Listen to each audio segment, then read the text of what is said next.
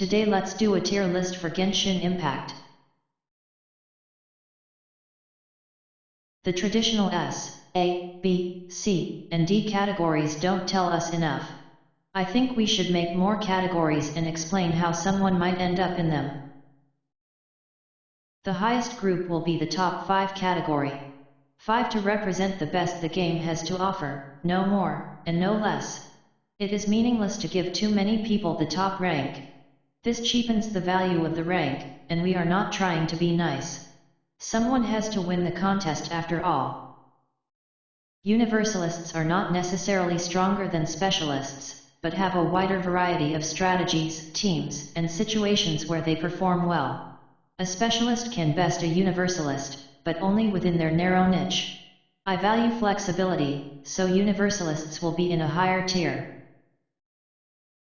In the old meta, we would regularly see Bennett and Kazuha as the best and second best units of the game, respectively. They are both universal buffers that can greatly increase team damage, while providing also healing and crowd control, respectively. However, the introduction of Dendro has turned the meta upside down. In the Dendroverse, characters no longer depend on their own innate multipliers to deal lots of damage. Instead, units are tasked to apply their element as quickly as possible. The faster they are, the more Dendro reactions are generated. Dendro reactions, such as Spread, Aggravate, and Hyperbloom, deal lots of damage. Hyperbloom requires 3 elements, the key being Electro, as the EM of the Electro determines the final Hyperbloom damage. Raiden Shogun is the best trigger, with long uptime, high multipliers, and she is even powerful in non-Dendro teams. But Kuki Shinobu can heal, so she is a good alternative. Lisa has energy issues, preventing her from slotting higher, while Cyno demands a lot of field time, making them non-ideal as Hyperbloom triggers. Next, let's circle back to the old meta, the Pyro units who used the Vaporize reaction to multiply their damage. The most iconic of these units was Xiangling, a cheap but powerful unit that can match any of the other Pyros, with the advantage of also being entirely off-field. Hu Tao's damage is high but it is not as universal, being confined to single target. She's only really needed for boss fights. Diluc was the OG Pyro DPS but time has not been kind to him, or Klee. Things were better for Yoimiya, who received new supports in Yunjin and Yelan. Yelan also helps Yanfei improve her team DPS, while she gained new use cases from Dendro. Her Pyro shield is useful for burn, and her controlled Pyro application can trigger Burgeon. But Dia is just a terrible unit, bad at Burgeon, damage, tanking, and everything. Hydro is now the best element in the game, as it works in both the old and new meta. Xingqiu is now the most highly sought unit in teams. The alternative is Yelan, who is similar in many ways but has less Hydro application. She has higher damage, but damage is not as sought as application. Then we have Kokomi, a unit who is meta only because of her application. It makes her the prime unit in Nilou and Freeze teams. Candace is like Kokomi except with worse application, no healing, and no real purpose. Still, just being a Hydro unit makes her a playable one. We rarely see Mona these days except in meme showcases, where she enables the DPS to deal lots of damage, but for only 5 seconds. On-field Hydro DPS are not as flexible due to field time requirements. Ayato can function in Hyperbloom, yet is worse than Xingqiu or Yelan. Tartaglia is like a higher damage version of Ayato that is more complicated to play. He is a specialist in multi-target situations, his Riptide scaling with multiple opponents. Sumuru has also brought us Nilou, a Hydro that massively boosts the Bloom reaction. She is a very restrictive unit, activating only if you play exclusively with Hydro and Dendro units, with the payoff being her huge Bloom area and absolute domination over multi-target situations. Kokomi is the best trigger for a Niloubloom team. Otherwise, there is the F2P Barbara, who is significantly worse as she does not have off-field presence except for a tight ring. Both Kokomi and Barbara can heal you from Bloom self-damage, though. To complete the Nilou team, you would need Dendro units. One of the most commonly picked is Collei, a humble bow who can carry Elegy of the End to provide the team with 100 EM. She has low damage, but that doesn't matter. Bloom is the damage. Units can focus on application and not be concerned about damage.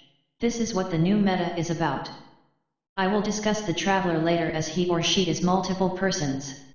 Instead of using a Hydro Healer, you can use a Dendro Healer such as Yaoyao.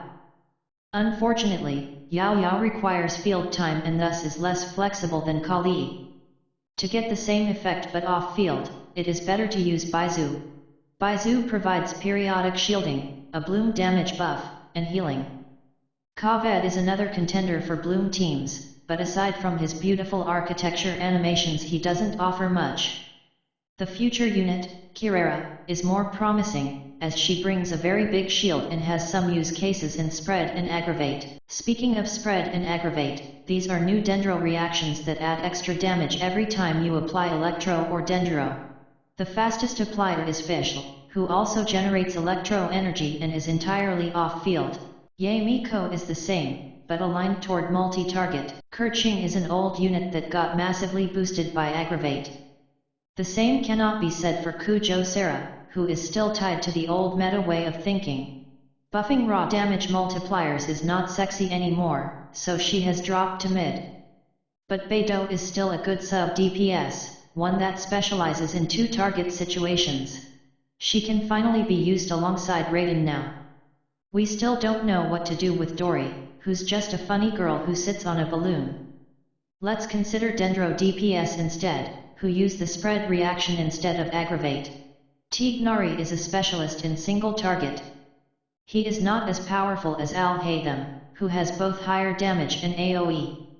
Al-Haytham is Dendro's most powerful DPS, and is often paired with Nahida, forming a power couple in Spread and Hyperbloom. I'll also like to evaluate an emo, an element that has evolved over the years. It used to be a buffing element that focused on crowd control, as well as activating the VV set.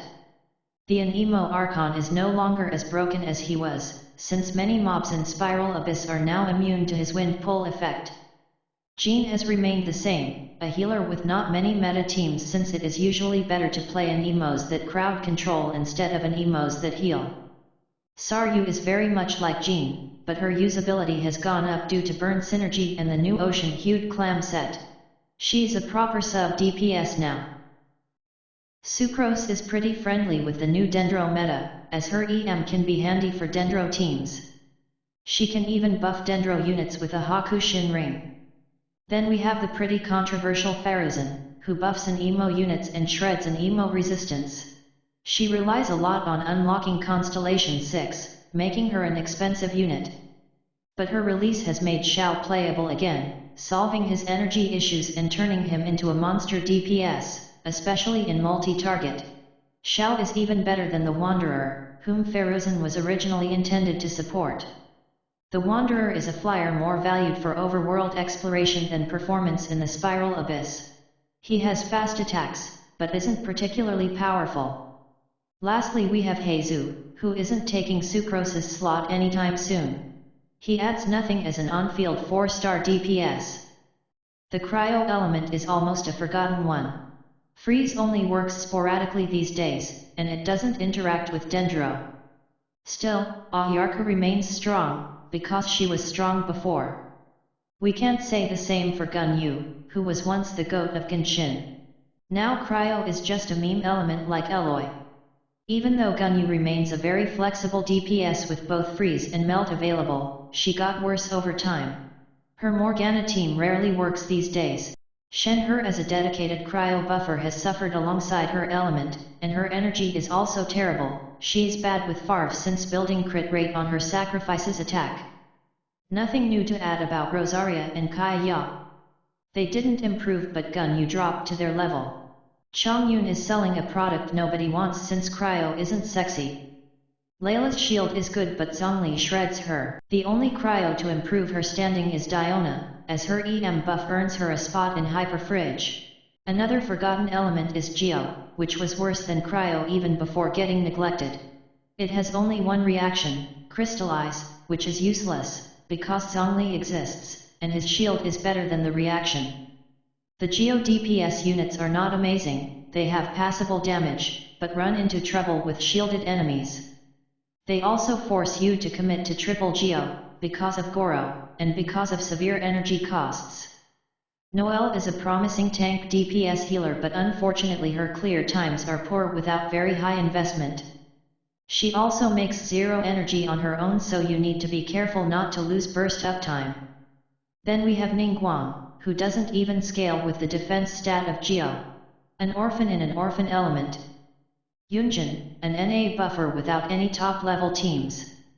This is getting depressing, but it gets even worse for Fiscl DPS. Fiscl is an archetype that is both neglected and discriminated against, with Spiral Abyss adding tons of physically resistant enemies for no good reason at all. That's why Miko is a meme, more valued for his speed buff than his support for Fiscl. Eula would have been a better unit, but all the shred in her kit is used to just shred the highly resistant enemies so that she can get to normal HP. Physical shred is not a buff but just a lot of effort to get to the level that other teams already achieve for free. That's why Razor completely abandoned his physical roots and became the Thundering Furry meme. He would rather stack EM and carry a mailed flower than be employed for his real purpose. Chi-Chi is still trash even if she can wear the ocean-hued clam. Energy problems, cryo, and physical being in a bad state. Same goes to Xingqiu, who never overcome her split scaling. At least she has a new friend to keep her company in Dia. Amber has at least left the trash tier and is now a meme with Burgeon. She can trigger Burgeon without disrupting freeze. Toma is the best Burgeon trigger, though. He can Burgeon off-field and stack EM, as long as you overcome his energy issues. The Traveler is not actually a single unit but becomes an entirely different one for each element. I will rate all of them separately. We'll use the female Traveler, Lumen, and ignore the male Ether. Dendrolumen is the best Traveler, with a large area that can be expanded if infused with Hydro. This is the only Traveler that can be considered meta. Geolumen is worse because Yunjin and Goro absorb her battery role while offering buffs. Lumen's stones can also get in the way of combat. An Emo Lumen is only good at debuffing Cryo since she has a different priority than other Emo units.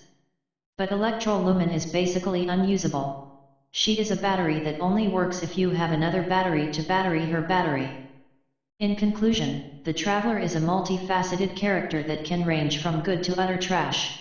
We await leaks for what Hydro Lumen will bring. So there you have it, the complete tier list for Genshin Impact, Sumeru. All 5 stars are rated at Constellation 0 while 4 stars are at Constellation 6. I hope you enjoyed watching my little video. Peace.